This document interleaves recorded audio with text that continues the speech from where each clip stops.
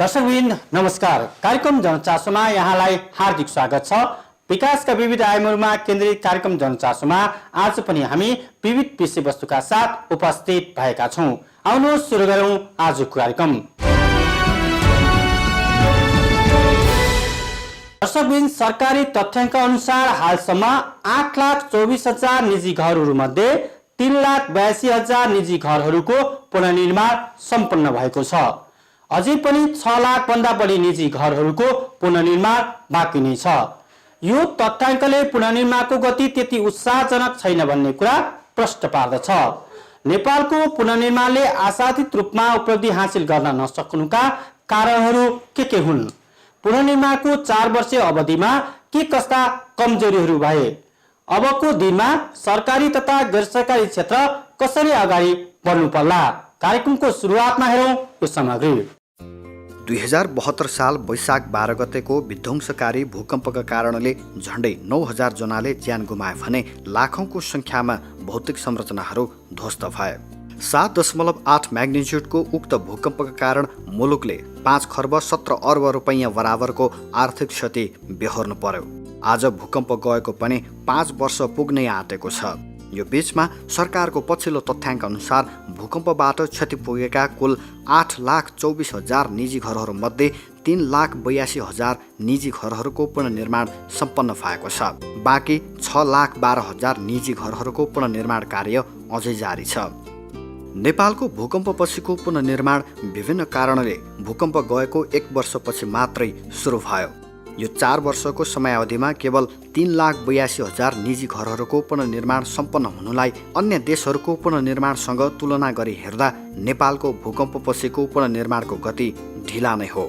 नेपालको पुनर्निर्माण ढिला हुनुमा देशभित्र श्रमशक्तिको अभाव हुनु, निर्माण सामग्री सहज रूपमा उपलब्ध नहुनु र अझ विशेष गरी ती समस्याहरूलाई मध्यनजर गर्दै सरकारी तवरबाट सो अनुरूपको योजना तथा रणनीति तय गर्न नसक्नु नै मुख्य कारण रहेको विज्ञहरूले बताएका छन्। त्यहाँ लेबर फोर्स छैन भने त्यहाँ लेबरलाई कसरी लग्ने त? हैन, त्यहाँ दक्ष जनशक्ति छैन भने दक्ष जनशक्तिलाई कसरी लग्ने त? त्यहाँ टेक्नोलोजी छैन भने त्यो टेक्नोलोजी कसरी लग्ने त? हैन, हो यो खालको सोच हामीले चाहिँ एक्सरसाइज गरेर गरेको भए सायद प्रोग्रेस धेरै हुन्थ्यो होला। अब हामीले के भन्यौँ भन्दाखेरि सिम्पल, अब संसारभरि नै त्यस्तै 2वटा मोडल छ।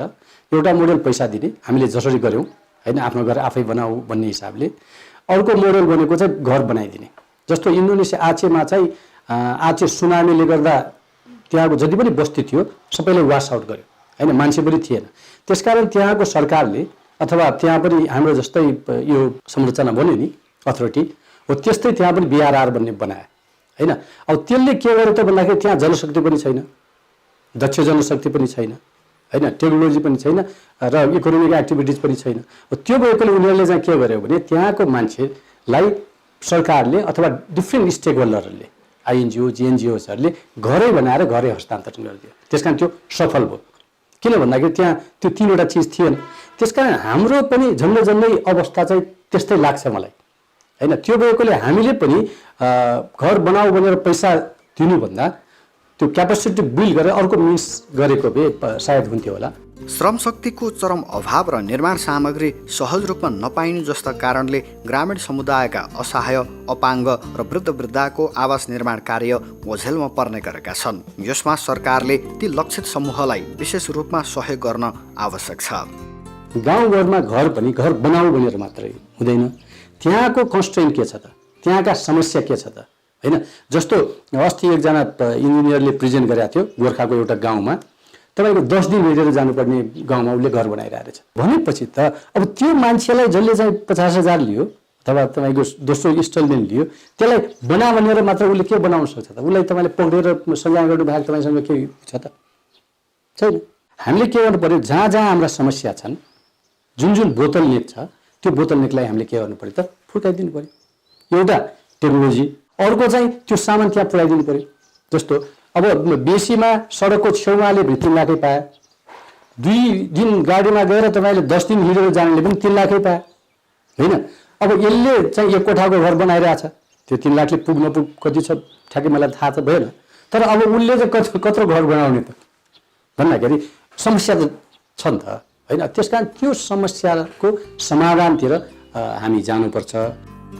अहिले भूकम्प प्रभावित हरेक गाउँ बस्तीमा पिलरवाला पक्की घरहरू नै भूकम्प प्रभावितहरूको रोजाइमा पर्ने गरेका छन्। यसले गर्दा ढुङ्गा माटोले बनेका हाम्रा मौलिक ग्रामीण घरहरू ओझेलमा पर्दै गएका छन्। तर विज्ञहरूले ढुङ्गा माटोबाट पनि सुरक्षित घर निर्माण गर्न सकिने बताएका छन्। यसले भविष्यको क्षति न्यूनीकरणमा सघाउने र विपदपछिको पुनर्निर्माण पनि सस्तो र सहज हुने उनीहरूको दाबी छ। हाम्रा पहाडका घर भनेको ढुङ्गा माटो, काठ, फल्याग अथवा जस्ताको छाना भनेपछि भूकम्पले नाश गर्ने केही चिज छ त त्यहाँ? जस्तो कङ्क्रिटको घर भयो त त्यो भत्किएपछि काम लाग्दैन, केही पनि काम लाग्दैन होइन। भएको चिज पनि त्यसले थिच्छ, काम लाग्दैन। तर हाम्रा ढुङ्गा माटोको घर त ढुङ्गा त्यही छ, माटो त्यही छ, त्यो काठ त्यही थियो, जस्ता त्यही थियो अथवा फल्याग त्यही थियो नि त होइन र? त्यसलाई फेरि हामीले प्रयोग गर्न सक्थ्यौँ। सुमात्रा अर्थक्वेक भन्छ होइन, वेस्ट जाभा होइन, वेस्ट सुमात्रा अर्थक्वेक, पदाङ भन्ने इन्डोनेसियाको ठाउँमा म गएको थिएँ। अब त्यहाँ पनि हाम्रै गाउँघरका घरहरू जस्तो धेरै भत्किएको थियो। अनि हामीले चाहिँ के गर्यौँ भने त्यहाँ कति म्याटेरियल चाहिँ त्यही म्याटेरियल प्रयोग हुनसक्छ त, साल्भेज म्याटेरियल भन्छ होइन, त्यो म्याटेरियल प्रयोग गर्न हुन्छ भनेर हामीले चाहिँ स्टडी गऱ्यौँ सुरुमा। अनि हामीले के पायौँ भने 30%देखि तपाईँको चाहिँ 70%सम्म चाहिँ त्यही सामान प्रयोग गर्न सकिँदो रहेछ। झ्याल ढोका सबै त्यसलाई तपाईँले सुरुमै राम्ररी भत्काउनु भयो, मिलाएर राखिराख्नुभयो भने त त्यो हुँदो रहेछ। त्यो भएकोले हामीले त्यही हिसाबमा हामीले चाहिँ त्यहाँ सपोर्ट गर्ने र हामीले त्यो भत्काउने टेक्निकहरू होइन, बरु उसलाई चाहिँ उसको सामान काठहरू राख्नलाई छोप्नलाई प्लास्टिकहरू त्यसरी हामीले प्रोभाइड गऱ्यौँ र त्यो हिसाबले त्यहाँ रिकन्स्ट्रक्सन चाहिँ छिटो पनि भयो र कम मूल्यमा पनि भयो। त्यो भएकोले अर्को एउटा चाहिँ हामीले अहिले पनि जस्तो काठ त कुहियो होला, तर ढुङ्गाहरू त त्यही बाँकी छन्।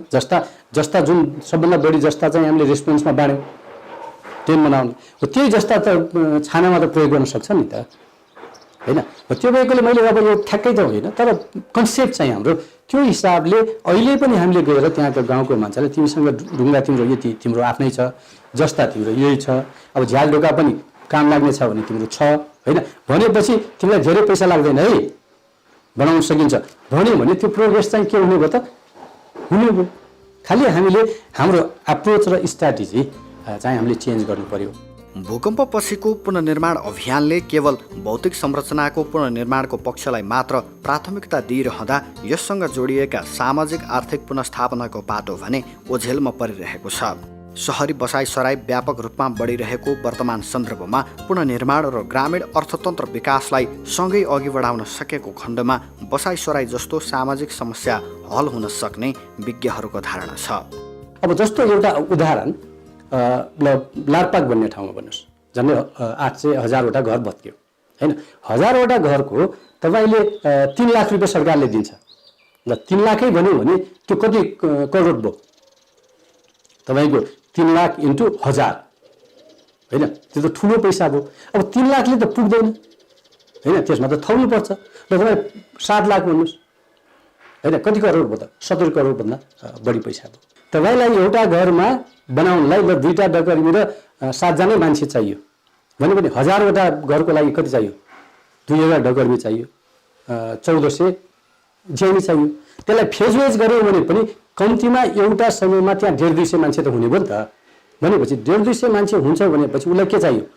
खानाको लागि सामान चाहियो, सुत्नेको लागि ठाउँ चाहियो, पानी चाहियो होइन। अब निर्माणको लागि फेरि चाहिँ ढुङ्गा चाहियो, माटो चाहियो, अथवा सिमेन्ट चाहियो, अथवा डन्डी चाहियो। भनेपछि कत्रो ठुलो इकोनोमिक एक्टिभिटिज हुन्छ। सबैले काम पाउँथ्यो नि त। खाना पकाउनेले खाना पकाउने काम पाउँथ्यो होइन, तपाईँले घर बनाउनेले घर बनाउने काम पाउँथ्यो, इँटाहरू ढुवानी गर्नेले इँटाहरू ढुवानी, अथवा ढुङ्गा फुटाउनेले ढुङ्गा भन्दाखेरि त्यो भएकोले हाम्रो के हुन सक्थ्यो भन्दाखेरि हामीले गाउँ फर्काउने एउटा अभियान चलाएको भए गाउँको इकोनोमी पनि र गाउँमा मान्छे गएर बस्ने पनि हामीले गर्न सक्थ्यौँ होइन। अब त्यसकारण मैले चाहिँ के भनेको थिएँ भने त्यतिखेर सरकारले चाहिँ के गर्यो भन्दाखेरि भूकम्प पीडित माने भूकम्प प्रभावित क्षेत्रको मान्छेहरूलाई चाहिँ फ्री भिसा फ्री टिकट भन्ने एउटा ल्याए सरकारले होइन। त्यतिखेर मैले चाहिँ के भनेको थिएँ भने बाहिर पठाउनेहरूलाई होइन कि अरबमा जो गाउँका हाम्रा दाजुभाइहरू हुनुहुन्छ उहाँहरूलाई चाहिँ हामीले फ्री टिकट लिएर काठमाडौँ ल्याएर र तिमीले के गर्छौ त? कुखुरा पाल्छौ कि घर बनाउने ठेक्का लिन्छौ कि ट्रक किन्छौ कि माल ढुवानीको लागि होइन, त्यहाँ अन्नहरूको चाहिँ काम गर्छौ कि पसल खोल्छौ कि भनेर सोधेर उसलाई दिएको भए ऊ त गाउँमा फर्किन्थ्यो नि, किन भन्दाखेरि उसैको घर बनाउनु थियो। नेपालमा भूकम्पपछिको पुनर्निर्माण अभियानमा राष्ट्रिय तथा अन्तर्राष्ट्रिय गैर सरकारी संस्थाहरूले विभिन्न तवरले सघाइरहेका छन्। उत्थानशील विकास केन्द्रले पनि भूकम्प प्रभावित 2 जिल्लाहरू लमजुङ र मकवानपुरमा निजी आवास पुनर्निर्माणका लागि असहाय र विपन्न वर्गलाई सहजीकरण गर्ने तथा समुदायको क्षमता अभिवृद्धि गर्ने जस्ता कार्यहरू गरिरहेको छ। हाम्रो दक्षता, क्षमता हैन, हाम्रो ज्ञानको आधारमा हामीले चाहिँ डेभलप गर्नुपर्छ र त्यही खालको टेक्नोलोजी लग्नुपर्छ भनेर भूकम्प जाने बित्तिकै हामीले 4वटा डिजाइन चाहिँ पेश गरेका थियौँ। हामीले के भनेका थियौँ भने जहाँ गाडी जान्छ, मान्छेको ज्ञान अलि बढी छ, त्यहाँ चाहिँ यही रड कङ्क्रिटको पनि बनाएको हुन्छ हैन। अब अर्को ठाउँमा जहाँ काठको सुविधा छ त्यहाँ काठ युज गरेर बनाउने हो हैन। अब अरू ठाउँमा चाहिँ हामीले सिएसबी, यो नपोलेको इँटा भने एउटा मिसिन लग्ने, त्यो मिसिन लगेर जहाँ घर बनाउने त्यहीँ राख्ने अनि त्यसले इँटा बनाउने, नपोलेको इँटा। त्यसले के गर्छ भन्दाखेरि तपाईँको 5% सिमेन्ट, 30 देखि 35% चाहिँ बालुवा अनि त्यहीको माटो। अनि त्यो भएपछि चाहिँ के हुन्थ्यो भने 5% सिमेन्ट मात्र लगाउनु पर्थ्यो, अरू त त्यही पाइन्थ्यो हैन। एउटा चाहिँ त्यो खालको हामीले त्यो भएकोले इकोनोमी पनि पैसा त बाहिर जाइन थियो नि त्यहाँ। अर्को चाहिँ यही गेबिन वायरले चाहिँ हामीले बलियो बनाउन सकिन्छ। त्यही हाम्रो लागि चाहिँ सम्बुद्ध उत्तम टेक्नोलोजी हो भनेर हामीले डिजाइन गरेर दिएका थियौँ। तर अब कोडल प्रोभिजन छैन भनेर त्यो चिज चाहिँ युज भएन र अहिले चाहिँ यो डिफिटको सपोर्टमा प्र्याक्टिकल एक्सन एड र यो कोड मिलेर हामीले लेफ्ट नो अन बिहाइन्ड भनेर हामीले बेसिकल्ली त्यही चिज, त्यहीको क्यापेसिटी बिल्डिङ गर्ने, त्यही मार्केट कसरी बिल्ड गर्ने र सिएससिबीको मिसिन लगेर दिइरहेछौँ, हामीले ट्रेनिङ गरिरहेछौँ हैन। अनि घर पनि ट्रेनिङमा घरै बनाइदिने हैन। अनि घर कसको बनाउने त भन्दाखेरि भल्नेबल बुढाबुढी मान्छे अथवा अपाङ्ग मान्छे हैन, अब उनीहरूको चाहिँ बनाइदिने। अनि अर्को चाहिँ अब यो डन्डी सिमेन्ट जसले त्यसको बनाउँछु भन्छ तिनीहरूलाई पनि त्यो हामीले चाहिँ त्यहीको इन्टरप्रेनरहरूलाई सपोर्ट गरेर त्यहाँ अभाइलेबल गरिदिने, त्यो मान्छेले चाहिँ सजिलै त्यो पाओस्। र अर्को चाहिँ अब क्लस्टर बनाएर जसको घर बनाएको छ नि त्यहाँ 10वटा घर बन्न लागेको छ भने 10वटाको लागि एकैपल्ट सिमेन्ट लग्यो भने त त्यो सिमेन्ट त सस्तो हुने भयो हैन। डन्डी लग्यो डन्डी पनि सस्तो हुने भयो, क्वालिटीको पनि पुग्ने भयो हैन, सपोर्ट पनि हुने भयो।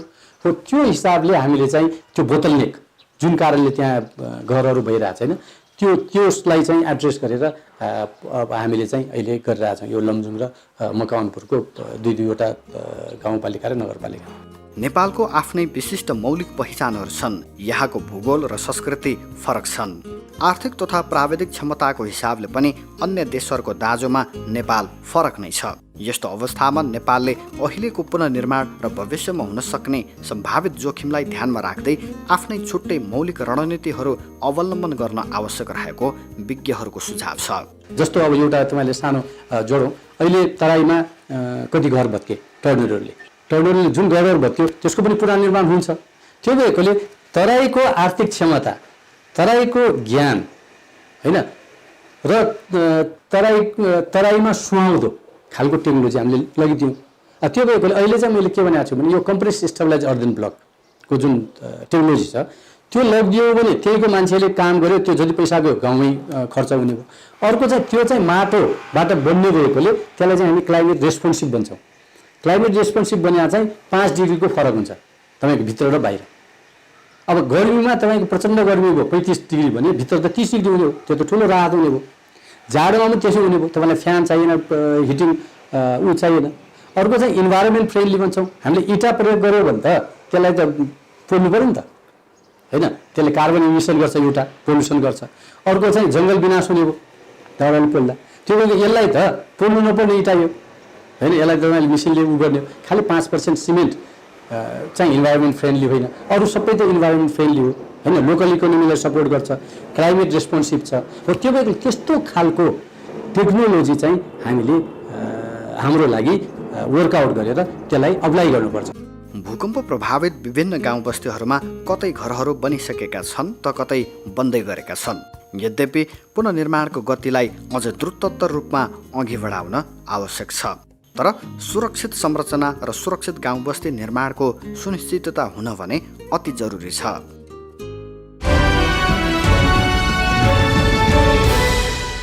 अब हेरौँ यो समयकै।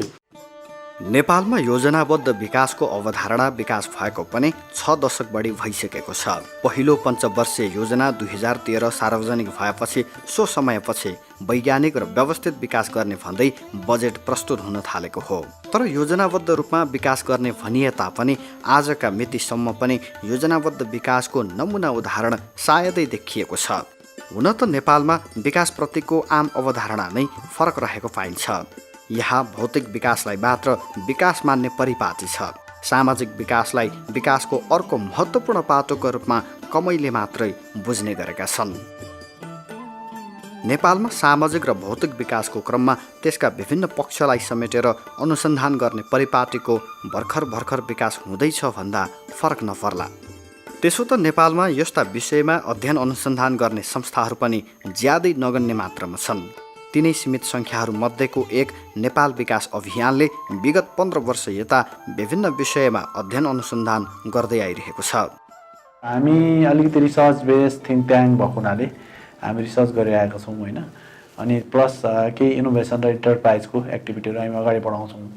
हामीले अहिले पूर्वमा अलिकति केही जिल्लाहरूमा चाहिँ हामी यो विशेष गरी ट्रेडिसनल हाम्रो चाहिँ फुड्सहरू छ, जुन खानेकुराहरू छ, खाद्यान्नहरू छ, त्यसको कसरी प्रिजर्भ गर्न सकिन्छ भनेर काम गरिरहेका छौँ होइन। एउटा त्यो काम भयो। अनि पश्चिममा हामीले अलिकति युथ इन्टरप्राइजमा काम गरिरहेका छौँ र अरू क्षेत्रमा चाहिँ रिसर्च बेसको काम गर्छौँ हामी। सन् 2003मा स्थापना भएको नेपाल विकास अभियानले स्थापना कालमा युवा लक्षित कार्यक्रम सञ्चालन गरेको थियो। अहिले भने विभिन्न सरकारी निकायसँगै अन्य नागरिक समाजका लागि आवश्यक अध्ययन अनुसन्धानको कार्यमा पनि यो संस्था केन्द्रित छ। हामीले पहिला युवा अभियान भन्ने संस्था गठन गरेका थियौँ, धेरै पहिला युवाको मुभमेन्टमा काम गर्ने भनेर। अनि यो चाहिँ अलिकति डेभलपमेन्ट डिस्कोर्स गर्ने होइन, अलिकति थिङ्क ट्याङ्क टाइपको हो। हामी चाहिँ अलिकति डेभलपमेन्ट कतातिर गइरहेछ भनेर विशेष गरी अध्ययन अनुसन्धान गर्छौँ होइन।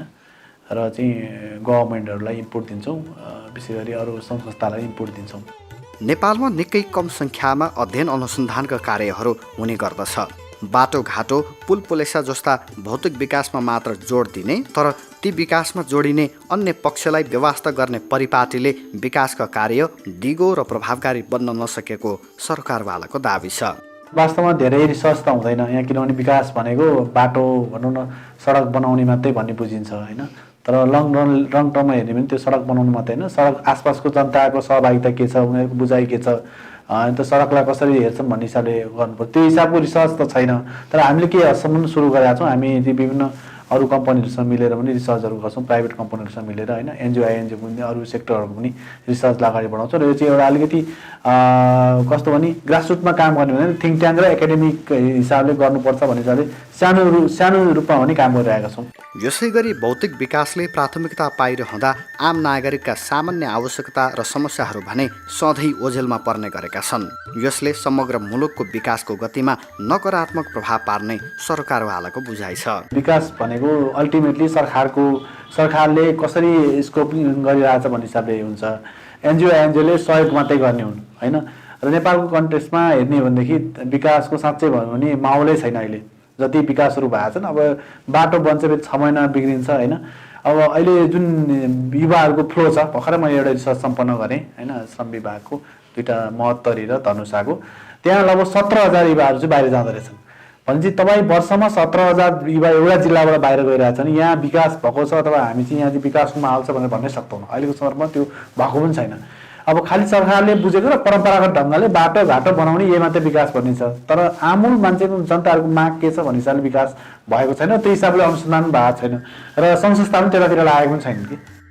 देशको आवश्यकता अनुसारको शैक्षिक प्रणालीको अभावले गर्दा पनि नेपाल विकासमा पछि परेको सरकारवालाको धारणा छ।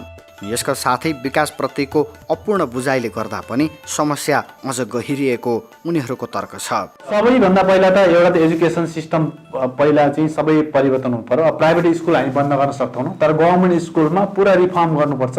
गभर्मेन्ट युनिभर्सिटीहरू सबैका लागि हुनुपर्ने हुन्छ। त्यो भयो भने एउटा लेभलको एजुकेसनमा ठुलो इन्भेस्टमेन्ट गरेर होइन, जति एजुकेसन सिस्टमलाई चेन्ज गर्नु पहिलो नम्बरमा। दोस्रो जुन अहिले जुन सडक बनाउने भन्ने विकास छ त्यो कन्सेप्टबाट टोटली हामी चाहिँ फरक ढङ्गले आउनुपर्छ। होइन, त्यहाँभित्रको वातावरणको कुराहरू भयो, त्यहाँभित्रको मान्छेहरूको आय आर्जनको कुराहरू भयो, होइन, युवाहरू कसरी सहभागिता हुने, महिलाहरू कसरी सहभागी हुने भनेर एउटा माहौल सिर्जना गर्यो भने अनि चाहिँ विकास साँच्चै विकास भएको देखिन्छ। नभए चाहिँ सरकारले गरिरहन्छ, फेरि त्यहाँ भत्किएर कसैले बनाउनेवाला छैन। त्यसकारण विकासको होल कन्सेप्टै चेन्ज गर्नुपर्छ। नेपाल सरकारले मुलुकको समग्र विकासका लागि भन्दै अनेकौं नीति तथा कार्यक्रमहरू कार्यान्वयन गरिरहेको छ। सरकारले सम्बद्ध सबै पक्षलाई समेटेर अघि बढ्न सकेको खण्डमा समृद्ध मुलुक निर्माणको यो अभियानले सार्थकता पाउने सवालमा कुनै दुई मत छैन। सरकारले कसरी हेर्छ भने सामाजिक संस्था चाहिँ कहिलेकाहीँ चाहिँ प्रतिस्पर्धी हो भन्ने हिसाबले सामाजिक संस्था प्रतिस्पर्धी होइन। यदि सरकार चाहिँ सक्षम भयो, सबै क्षेत्रमा पुग्यो भने सामाजिक संस्थामा लागेका मान्छेहरू सबै राज्यमा आएर सरकारलाई आएर सहयोग गर्न चाहिँ तयार छौँ र हामी सबैजना चाहिँ त्यसको लागि हामी चाहिँ म एउटा चाहिँ सामाजिक अभियन्ताको हिसाबले के भन्छु भने सरकारले राम्रो स्पेस दिने भने सङ्घ संस्थाको भूमिका फरक हुन्छ भन्ने हिसाबले सोच्नु पर्यो। राज्यले सङ्घ संस्थालाई प्रतिस्पर्धीको रूपमा होइन कि एउटा साझेदारीको रूपमा हेर्नु पर्यो। यसरी चाहिँ मैले चाहिँ सबैलाई यो हिसाबले सोच्न पनि आग्रह गर्छु।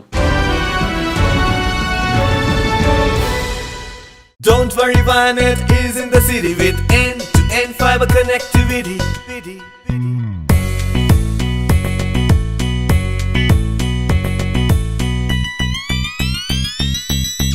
Direct अब तपाईकै घरमा Vianet को 100% end-to-end fiber connectivity. Vianet values you.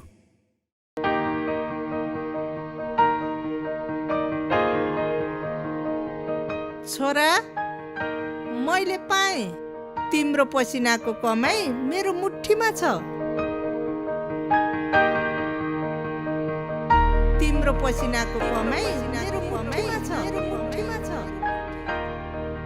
सन्तानको विश्वास आमा, आमाको विश्वास गरिमा, गरिमा विकास बैंक, एक्सेस टु ऑल।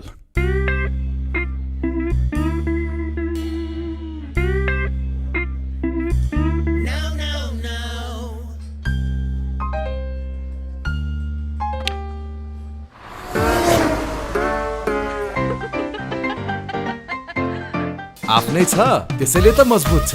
जसरी सर्वोत्तम सिमेन्टसँग छ सर्वोत्तम गुणस्तरको आफ्नै चुनढुङ्गा खानी, जसले हुन्छ निर्माण अझै बलियो। सर्वोत्तम सिमेन्ट, सर्वोत्तम मजबुती।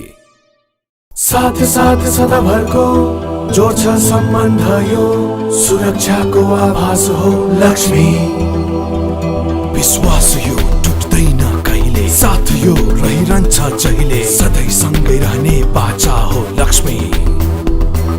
कुण्डमा अग्नि झैं थप थप ज्वाला बनी बहिरहन्छ रग रग, हर पल हर क्षण मजबुत लक्ष्मी। हात हात मिलाई, काँध काँध मिलाई, अटुट छ सम्बन्ध लक्ष्मी। लक्ष्मी स्टिल, नेपालकै guaranteed #1 quality. Don't worry, Vianet is in the city with end-to-end fiber connectivity.